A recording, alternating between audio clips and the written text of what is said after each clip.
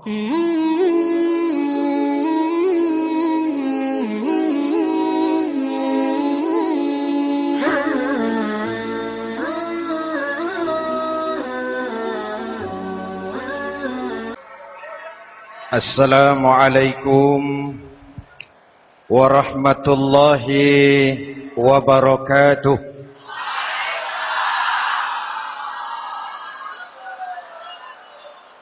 Alhamdulillahi rabbil alamin.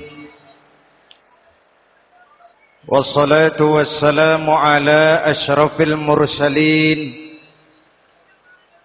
Sayyidina wa maulana Muhammadin wa ala alihi wa sahbihi ajma'in, amma ba'du. Saudara-saudara kaum muslimin yang berbahagia, hadirin, kesempatan malam ini saya ingin cerita akhirat saja. Sudah pernah ke akhirat belum? Mau? Kalau mau saya daftar, besok berangkat. Salah satu rukun iman yang 6, percaya kepada adanya akhirat. Satu saat alam ini akan hancur sehancur-hancurnya. Bumi, gempa, gunung, meletus, air laut tumpah ke darat. Planet-planet bertabrakan, halilintar menyambar, angin topan bertiup. Semua yang bernama hidup mati, itu kiamat. Lalu kita akan dibangkitkan di padang mahsyar, dibangkitkan dari kubur kita masing-masing. Dan subhanallah, pada saat bangkit dari kubur itu, keadaan muka kita ini menurut satu riwayat berubah menurut amalan kita masing-masing. Jangan heran nanti ada yang dibangkitkan dari kuburnya itu mukanya berubah jadi muka tikus. Hebat sekali, badannya badan manusia, tangannya tangan manusia, mukanya muka tikus. Sebab apa? Sebab waktu di dunia amalannya amalan tikus. Apa amalan tikus itu? Suka menggeragoti barang yang disimpan rapi-rapi.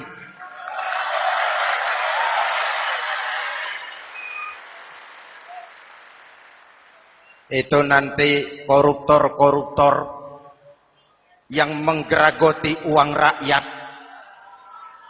itu nanti bangkit mukanya muka tikus. Na'udzu. Saudara lihat, oh ini yang geragoti uang rakyat mukanya muka tikus. Ada lagi yang bangkit dari kubur, mukanya itu berubah jadi muka harimau. Kenapa? Waktu di dunia amalannya amalan harimau. Apa harimau itu? Mau menang sendiri, keras kepala, kupeh. Di mana ada hutan, rajanya pasti harimau. Padahal hutan belum pernah bikin pemilihan umum. Betul? Tapi harimau tidak peduli. Ada pemilihan umum atau tidak, saya raja hutan. Setelah naik jadi raja di hutan, harimau bukan melindungi rakyatnya, malah makanin rakyatnya.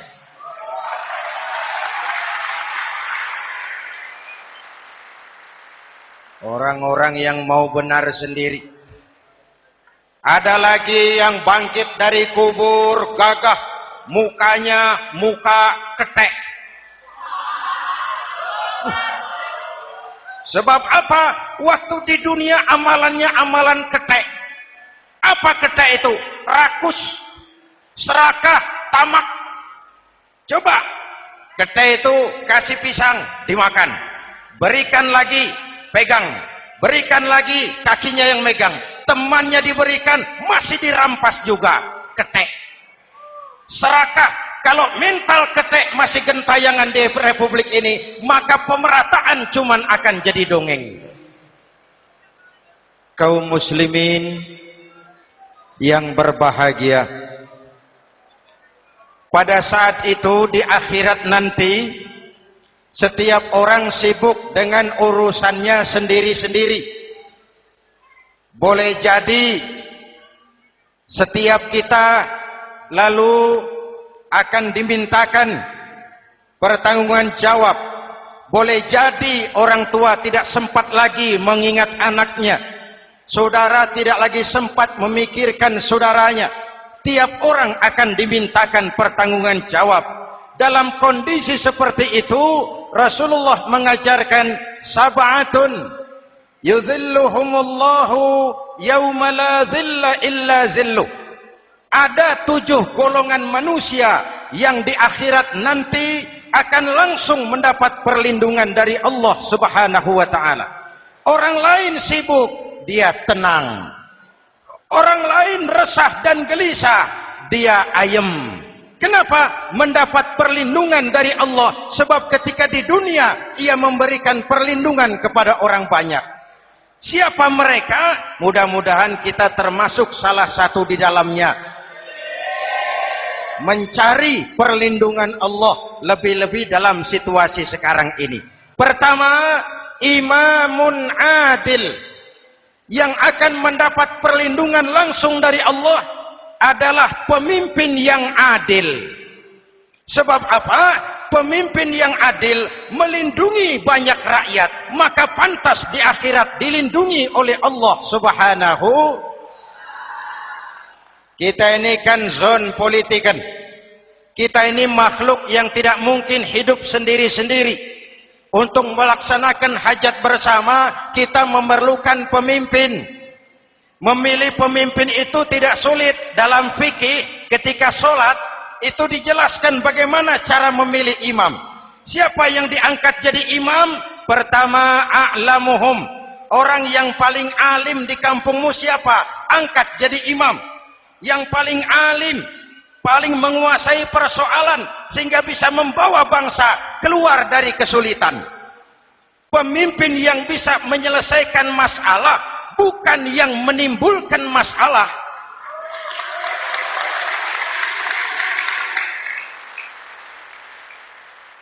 Apalagi kalau pemimpinnya jadi masalah, bagian dari masalah. Ini namanya pengurus jadi urusan.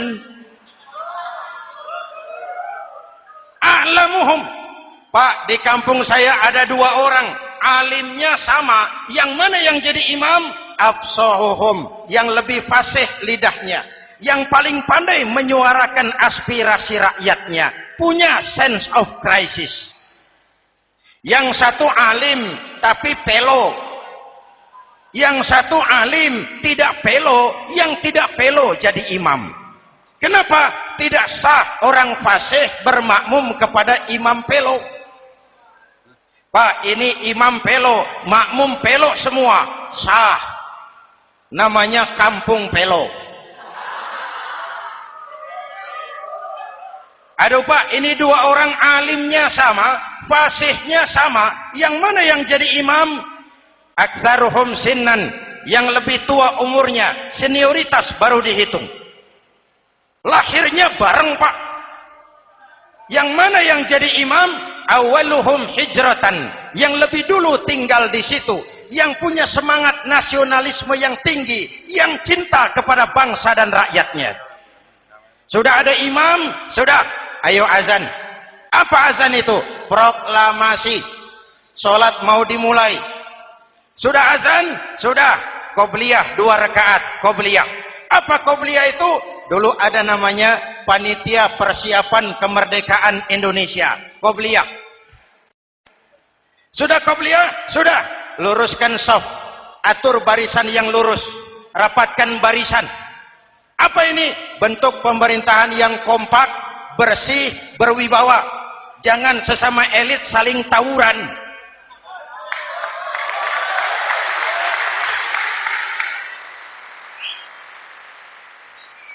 Luruskan shaf. Lalu shaf yang terdepan hendaknya diisi orang yang sedikit alim. Tidak perlu alim betul, sedikit alim. Maksudnya apa? Kalau imam keliru dia bisa tegur. Kalau imam salah dia bisa tegur. Kalau imam batal dia bisa gantikan. Ini wakil-wakil makmum. DPR, DPRD. Wakil-wakil makmum. Sudah. Ayo imam, pimpin sholat. Sepakati dulu, kita mau sholat apa? Rekaatnya berapa? Surah yang mau dibaca apa? Pakai sujud tilawah apa tidak? Supaya makmum tidak kaget-kagetan. Rakyat harus dikasih tahu pemimpinnya mau kemana, visinya apa, supaya makmum ikutnya ikhlas. Jelas? Hadirin yang saya hormati, kita memerlukan pemimpin yang adil, yang menaungi rakyatnya, sehingga dengan demikian nanti mereka akan dinaungi langsung oleh Allah Subhanahu. Mudah-mudahan Allah memberikan kepada kita rakyat dan bangsa Indonesia ini pemimpin yang adil. Saya yakin perjalanan waktu akan mengantarkan kita di mana orang-orang akan terbuka topengnya sehingga akan jelas mana pembela rakyat, mana penyengsara rakyat.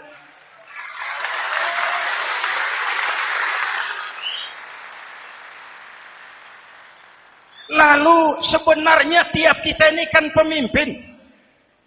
Pak Lurah pemimpin di kelurahannya, Pak Camat pemimpin di kecamatannya, kepala suami pemimpin di rumah tangganya, anak muda pemimpin bagi dirinya, dan setiap kita akan dimintakan pertanggungan jawab tentang apa yang kita pimpin.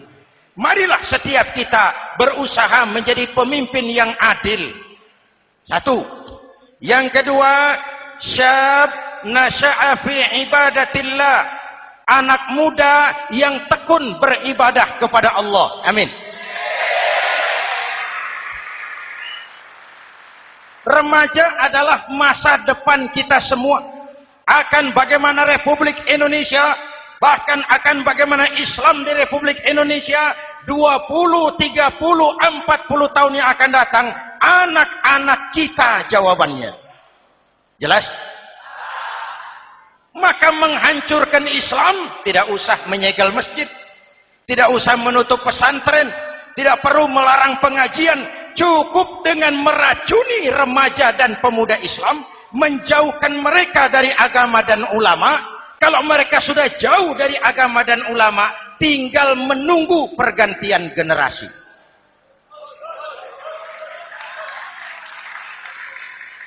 Maaf, kalau yang sudah 60 tahun ke atas, itu saya anggap angkatan selamat. Generasi tanda seru. Insya Allah mantap akidahnya, tidak goyah imannya. Tapi yang 30 tahun ke bawah, adik-adik saya ini, the next generation. Kalian yang jadi pilot project. Hei remaja-remaja Islam, kalau mau jadi remaja dan pemuda modern, jangan dekat-dekat ke masjid kuno. Masjid khusus 70 tahun ke atas. Baca Quran kampungan. Ngaji urusan akhirat. Seiring dengan itu, modernisasi diartikan dengan westernisasi. Kau tidak bisa jadi pemuda modern kalau semua yang datang dari barat belum kau telan mentah-mentah. Kau harus bisa bergaul seperti orang barat, berpakaian seperti orang barat, berumah tangga seperti orang barat, makan minum seperti orang barat. Kalau nyanyi lagunya lagu barat yang orang lain nggak ngerti, kamu juga nggak tahu. Mengalirlah narkoba dalam segala bentuknya. Maka muncullah generasi-generasi santai, generasi-generasi salon yang mencoba mencari pelarian hanya dengan kesenangan sesaat, tapi menghancurkan masa depan yang pasti.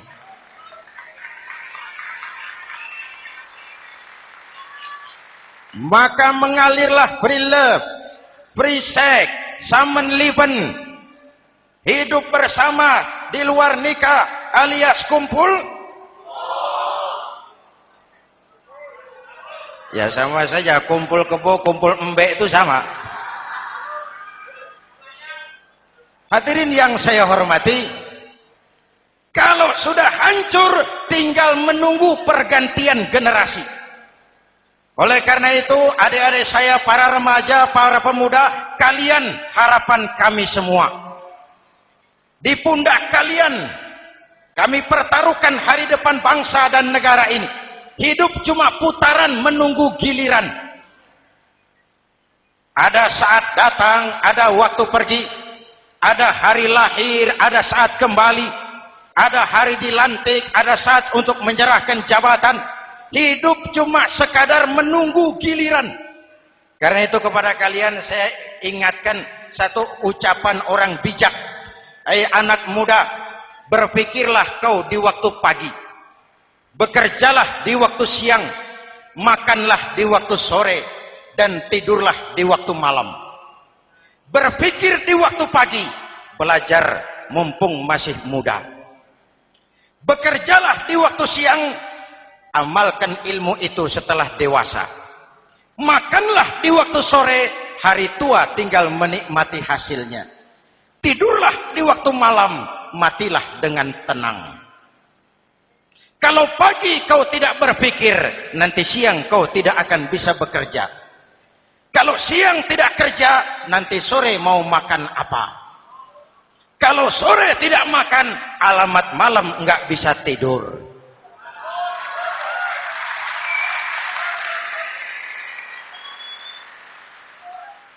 Kalau waktu remaja, waktu muda maunya santai-santai saja, dewasanya bingung. Kalau dewasanya bingung, hari tua terlunta-lunta. Kalau hari tua terlunta-lunta, matinya menteleng. Maka lebih baik makan singkong betulan daripada makan roti mimpi. Ayo, makan singkong betulan, makan roti mimpi, lebih bagus mana? Lebih bagus makan roti betulan. Kalau perlu, lebih baik sekolah sambil dagang koran, sekolah sambil parkir mobil, sekolah sambil semir sepatu, daripada petatang peteteng tanpa prospek hari depan yang ada artinya.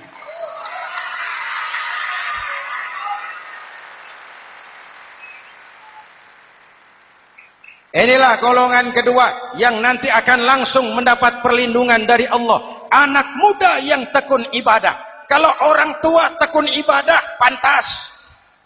Orang tua rajin ibadah, tidak istimewa. Masya Allah Pak, itu orang tahajudnya hebat, wirid yasinnya mantap, puasanya luar biasa, zikirnya mantap. Umurnya berapa? 70. Wajar. Lalarwi sanjo. Sudah larut senja. Kalau 70 masih jadi preman, kapan tobatnya? Tapi kalau ada anak muda, darahnya masih mengalir dengan panas, keinginannya masih sejuta khayal, dia bisa salurkan di jalan Allah, itu amat disukai Allah, dan itu akan mendapat perlindungan langsung dari Allah Subhanahu. Hadirin kaum muslimin di seluruh tanah air yang saya cintai. Sekarang kita sampai kepada golongan ketiga yang nanti dinaungi Allah. Itu siapa? Rajulun qalbuhu mu'allakun bil masajid. Seseorang yang hatinya selalu terpaut kepada masjid. Masjid memang tempat melaksanakan sholat, tapi lebih dari itu dia adalah pusat kegiatan umat. Umat Islam dengan masjid seperti ikan dengan air, tidak boleh berpisah. Sehingga ada hadis qudsi mengajarkan, inna buyuti fil ardil masajid wa inna zuwari fiha ummaruha. Rumahku di permukaan bumi adalah masjid. Orang-orang yang memakmurkan masjid adalah tamuku. Dari masjidlah terpancar semangat silaturahmi. Dan itu yang sangat kita perlukan sekarang. Di tengah-tengah kerentanan kita sebagai bangsa, masjid harus jadi lem perekat. Di sini siapapun yang datang mengucapkan assalamualaikum. Betul? Menebarkan salam. Menebarkan rasa damai. Bersalaman. Kata Nabi, ma min muslimaini yaltaqiyani fayatasafahani illa ghafarallahu dzunubahuma. Apabila dua orang Islam bertemu lalu bersalam-salaman, Allah akan menghapuskan dosa yang terjadi di antara kedua orang itu. Bangsa kita sedang rentan perpecahan. Benih-benih disintegrasi bertebaran di mana-mana. Maka mari kita kembali ke masjid untuk menyusun semangat kebersamaan, meluruskan saf, merapatkan barisan, dan menerjemahkannya di luar masjid. Ini ada kaitannya dengan faktor yang keempat, yang langsung dilindungi Allah. Siapa mereka? Rajulani tahabba fillahi ijtama'a alaihi wa tafarraqa alaihi. Dua orang yang bersaudara, bertemu karena Allah, berpisah karena Allah. Itu akan dilindungi langsung oleh Allah di hari akhirat nanti. Dua orang bersaudara, bertemu karena Allah, berpisah pun juga karena Allah. Tadi dalam perjalanan ke sini saya melalui sebuah desa. Masih ada sisa-sisa tawuran antar desa. Saya tidak sebutkan desanya, itu rahasia perusahaan. Saya cuma prihatin siapa lawan siapa. Siapa yang kita bakar rumahnya? Siapa yang kita sambiti dengan batu? Siapa yang kita rugikan? Padahal urusannya kadang-kadang sepele. Di satu desa misalnya cuma urusan kaset jadi tawuran antar desa. Ini kan hal yang sangat sepele. Padahal Nabi mengajarkan dengan keras, kalau dua orang Islam saling bertengkar, al-qatil wal maktul finnar. Yang membunuh dan yang dibunuh, dua-duanya neraka.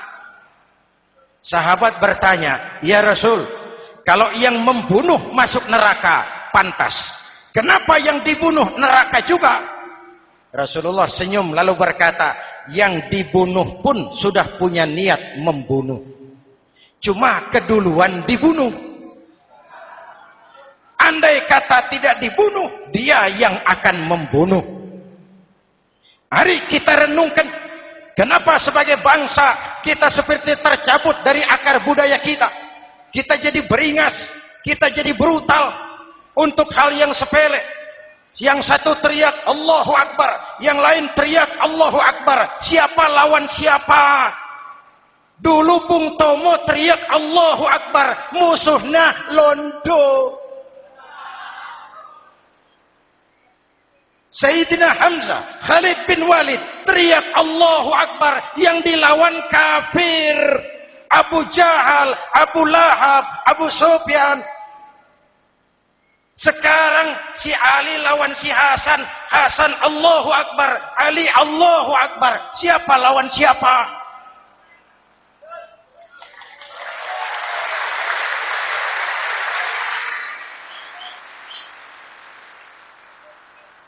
Kenapa kita jadi begitu mudah menggunakan nama Tuhan untuk melampiaskan ambisi pribadi? Kenapa Allahu Akbar yang begitu sakral kita lepas cuma untuk pelampiasan sebuah dendam? Dua orang yang bersaudara bertemu karena Allah, berpisah karena Allah. Itu ukurannya. Kau di jalan Allah, kau saudaraku. Keluar dari jalan Allah, selesai persaudaraan sampai di sini.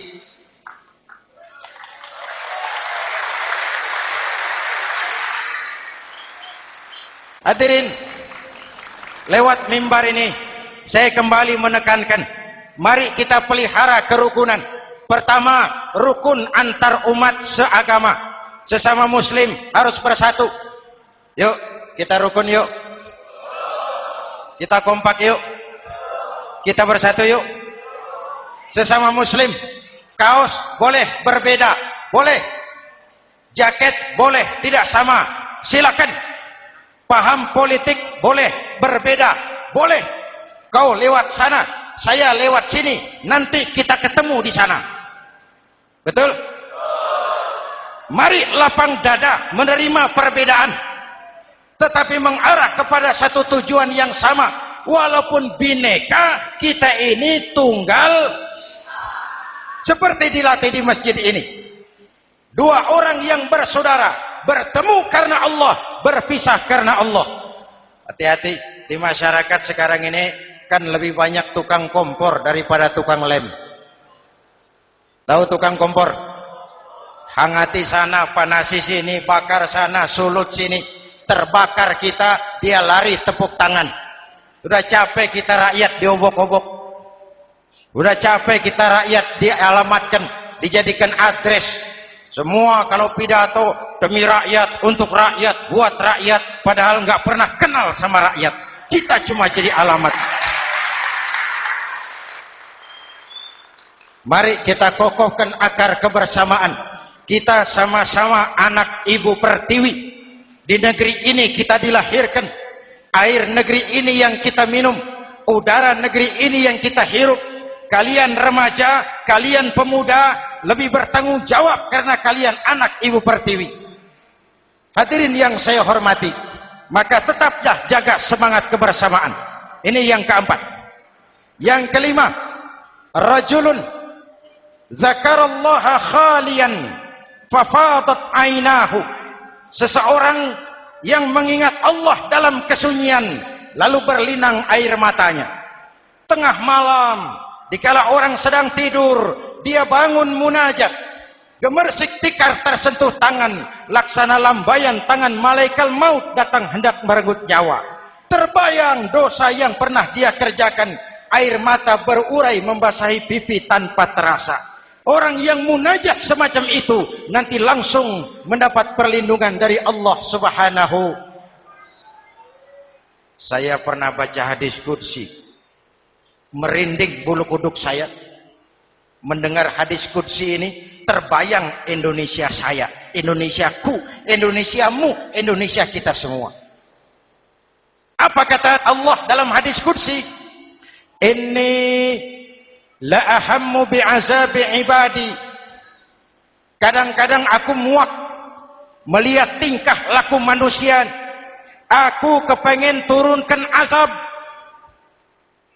Kalau azab turun di bumi, kita sudah merasakan banjir di mana-mana.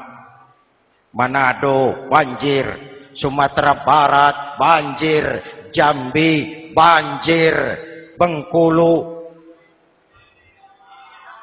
tanah longsor di Purworejo, Cilacap banjir, Sukabumi gempa, Pandeglang gempa, ekonomi terpuruk, antar kampung tawuran, antar elit di atas tawuran.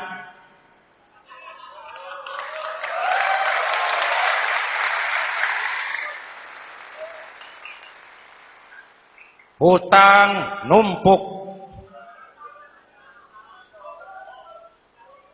40% APBN kita ini sekarang cuma untuk bayar hutang. Itu pun dengan asumsi dolar 7.000, 9.000, artinya sekitar 50% APBN kita untuk bayar hutang. Untungnya sekarang ini yang agak menolong, harga minyak membaik di pasaran internasional. Hadirin yang saya hormati, ini lagi ngomong apa saya sih? Aku pengen turunkan azab, tetapi kata Allah, ketika aku melihat orang-orang tua yang sujud di keheningan malam, bayi-bayi tanpa dosa masih menyujud. Ada hadis qudsi mengajarkan, inna buyuti fil ardil masajid wa inna zuwari fiha ummaruha. Rumahku di permukaan bumi adalah masjid. Orang-orang yang memakmurkan masjid adalah tamuku. Dari masjidlah terpancar semangat silaturahmi. Dan itu yang sangat kita perlukan sekarang. Di tengah-tengah kerentanan kita sebagai bangsa, masjid harus jadi lem perekat. Di sini siapapun yang datang mengucapkan assalamualaikum. Betul? Menebarkan salam, menebarkan rasa damai, bersalaman. Kata Nabi, ma min muslimaini yaltaqiyani fayatasafahani illa ghafarallahu dzunubahuma. Apabila dua orang Islam bertemu lalu bersalam-salaman, Allah akan menghapuskan dosa yang terjadi di antara kedua orang itu. Bangsa kita sedang rentan perpecahan. Benih-benih disintegrasi bertebaran di mana-mana. Maka mari kita kembali ke masjid untuk menyusun semangat kebersamaan, meluruskan saf, merapatkan barisan, dan menerjemahkannya di luar masjid. Ini ada kaitannya dengan faktor yang keempat, yang langsung dilindungi Allah. Siapa mereka? Rajulani tahabba fillahi ijtama'a alaihi wa tafarraqa alaihi. Dua orang yang bersaudara, bertemu karena Allah, berpisah karena Allah. Itu akan dilindungi langsung oleh Allah di hari akhirat nanti. Dua orang bersaudara, bertemu karena Allah, berpisah pun juga karena Allah. Tadi dalam perjalanan ke sini, saya melalui sebuah desa. Masih ada sisa-sisa tawuran antar desa. Saya tidak sebutkan desanya, itu rahasia perusahaan. Saya cuma prihatin, siapa lawan siapa? Siapa yang kita bakar rumahnya? Siapa yang kita sambiti dengan batu? Siapa yang kita rugikan? Padahal urusannya kadang-kadang sepele. Di satu desa misalnya, cuma urusan kaset jadi tawuran antar desa. Ini kan hal yang sangat sepele. Padahal Nabi mengajarkan dengan keras, kalau dua orang Islam saling bertengkar, al-qatil wal maktul finnar. Yang membunuh dan yang dibunuh, dua-duanya neraka. Sahabat bertanya, ya Rasul, kalau yang membunuh masuk neraka, pantas. Kenapa yang dibunuh neraka juga? Rasulullah senyum lalu berkata, yang dibunuh pun sudah punya niat membunuh. Cuma keduluan dibunuh. Andai kata tidak dibunuh, dia yang akan membunuh. Mari kita renungkan, kenapa sebagai bangsa kita seperti tercabut dari akar budaya kita. Kita jadi beringas, kita jadi brutal untuk hal yang sepele. Yang satu teriak Allahu Akbar, yang lain teriak Allahu Akbar. Siapa lawan siapa? Dulu Bung Tomo teriak Allahu Akbar, musuhnya londo. Sayyidina Hamzah, Khalid bin Walid teriak Allahu Akbar, yang dilawan kafir. Abu Jahal, Abu Lahab, Abu Sufyan. Sekarang si Ali lawan si Hasan, Hasan Allahu Akbar, Ali Allahu Akbar. Siapa lawan siapa?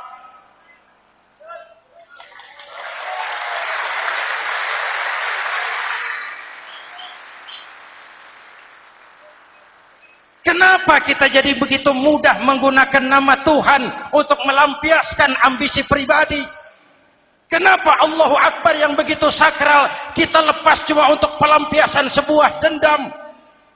Dua orang yang bersaudara, bertemu karena Allah, berpisah karena Allah. Itu ukurannya. Kau di jalan Allah, kau saudaraku. Keluar dari jalan Allah, selesai persaudaraan sampai di sini.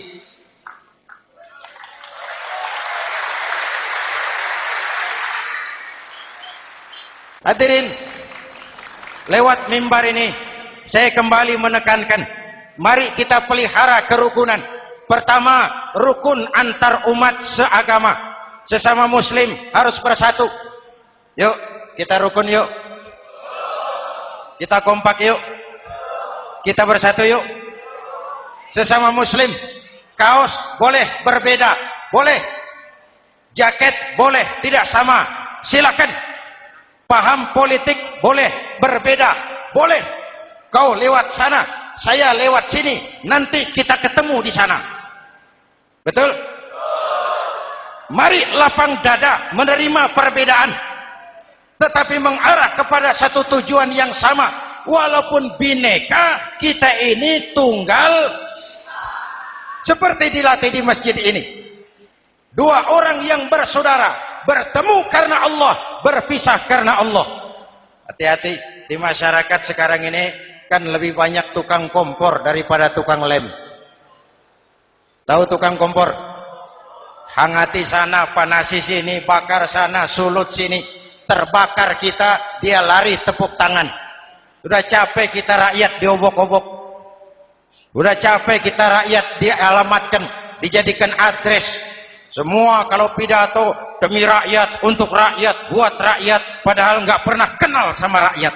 Kita cuma jadi alamat. Mari kita kokohkan akar kebersamaan. Kita sama-sama anak Ibu Pertiwi. Di negeri ini kita dilahirkan. Air negeri ini yang kita minum. Udara negeri ini yang kita hirup. Kalian remaja, kalian pemuda lebih bertanggung jawab karena kalian anak Ibu Pertiwi. Hadirin yang saya hormati, maka tetaplah jaga semangat kebersamaan. Ini yang keempat. Yang kelima, rajulun zakarallaha khalian fafadat ainahu. Seseorang yang mengingat Allah dalam kesunyian lalu berlinang air matanya. Tengah malam, dikala orang sedang tidur, dia bangun munajat. Gemersik tikar tersentuh tangan, laksana lambayan tangan malaikat maut datang hendak merenggut nyawa. Terbayang dosa yang pernah dia kerjakan, air mata berurai membasahi pipi tanpa terasa. Orang yang munajat semacam itu nanti langsung mendapat perlindungan dari Allah Subhanahu. Saya pernah baca hadis qudsi, merinding bulu kuduk saya mendengar hadis qudsi ini. Terbayang Indonesia saya, Indonesiaku, Indonesiamu, Indonesia kita semua. Apa kata Allah dalam hadis qudsi? Inni la ahammu bi'azabi ibadi. Kadang-kadang aku muak melihat tingkah laku manusia. Aku kepengen turunkan azab. Kalau azab turun di bumi, kita sudah merasakan banjir di mana-mana. Manado banjir, Sumatera Barat banjir, Jambi banjir, Bengkulu, tanah longsor di Purworejo, Cilacap banjir, Sukabumi gempa, Pandeglang gempa, ekonomi terpuruk, antar kampung tawuran, antar elit di atas tawuran.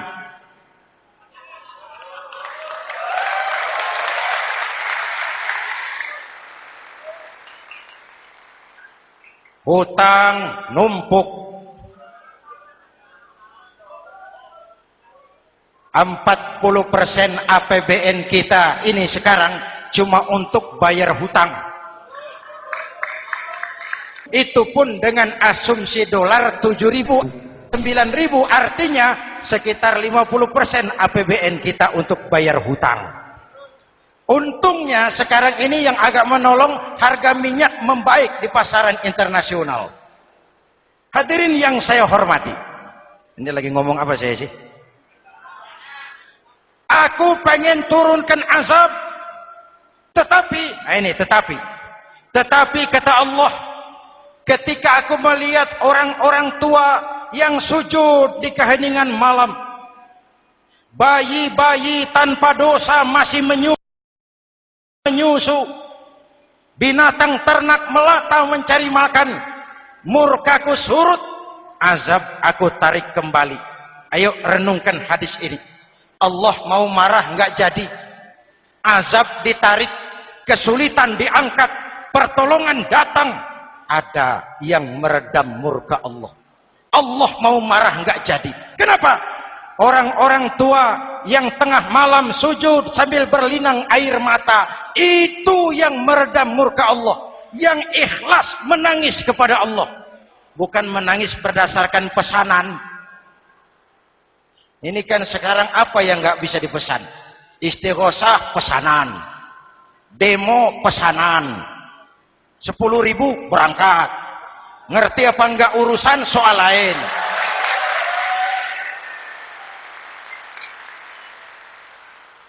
Jadi bukan demonstran, pekerja demo. Orang tua yang ikhlas nangis kepada Allah di keheningan malam, kita hutang jasa kepada orang-orang tua yang ikhlas seperti itu. Itu yang menjaga keselamatan bangsa. Allah mau murka enggak jadi sepanjang masih banyak orang-orang tua yang sujud di tengah malam. Amin. Yang kedua, bayi tanpa dosa masih menyusu. Tanpa dosa. Binatang melata mencari makan. Sekarang bagaimana kesulitan enggak mau panjang. Mengamalkan hadisnya terbalik.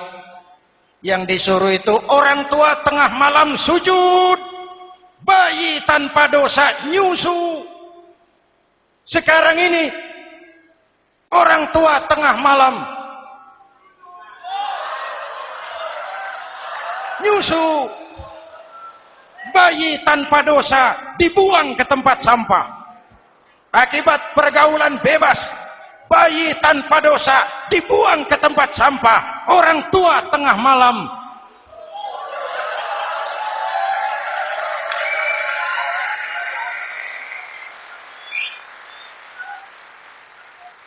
hadirin.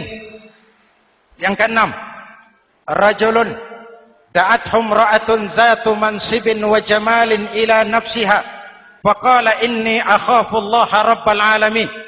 Orang yang bermoral dibujuk rayu oleh perempuan cantik, lalu dia berkata, maaf, saya takut kepada Allah. Orang bermoral yang merasakan kehadiran Allah dekat dalam hidup. Umpama waktu puasa, saudara sholat zuhur. Sebelum sholat, saudara berwudu. Ketika berkemur, saudara korupsi. Sedikit airnya saudara minum. Jangankan polisi, teman wudu sebelah pun tidak tahu kalau waktu berkemur saudara korupsi. Kenapa kita tidak mau melakukan? Ada rasa malu kepada Allah.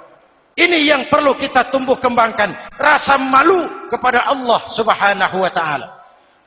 Yang ketujuh, rajulun tasaddaqa bi shadaqatin fa akhfaha. Orang yang bersedekah lalu disembunyikan sehingga tangan kiri tidak tahu apa yang diberikan oleh tangan kanan. Orang yang punya kepedulian tinggi tetapi ikhlas menolong yatim, membantu sesama dalam rangka menegakkan masyarakat yang adil dan makmur. Mari kita mohon kepada Allah, semoga kita semua senantiasa dalam perlindungannya di dunia ini dan lebih-lebih di akhirat nanti. Al-Fatihah. A'udzubillahi minasyaitonir rajim. Shiratal ladzina an'amta 'alaihim ghairil maghdubi 'alaihim waladdallin. Amin. Bismillahirrahmanirrahim. Alhamdulillahirabbil alamin. Allahumma shalli ala Muhammad wa ala alihi wa sahbihi ajmain. Rabbana taqabbal minna salatana wa siyamana wa qiyamana wa takhashu'ana wa ta'abbudana wa tammim taksirana ya arhamar rahimin. Allahumma ja'alna minas su'ada'il maqbulin wa la taj'alna minal ashqiya'il mardudin. Rabbana zalamna anfusana wa illam taghfir lana wa tarhamna lanakunanna minal khasirin. Afdalu ma qultuhu ana wan nabiyuna min qabli la ilaha illallah.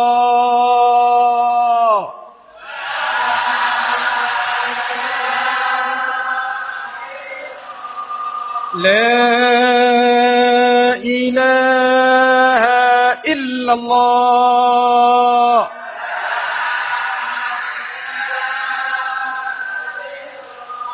Muhammadur Rasulullah.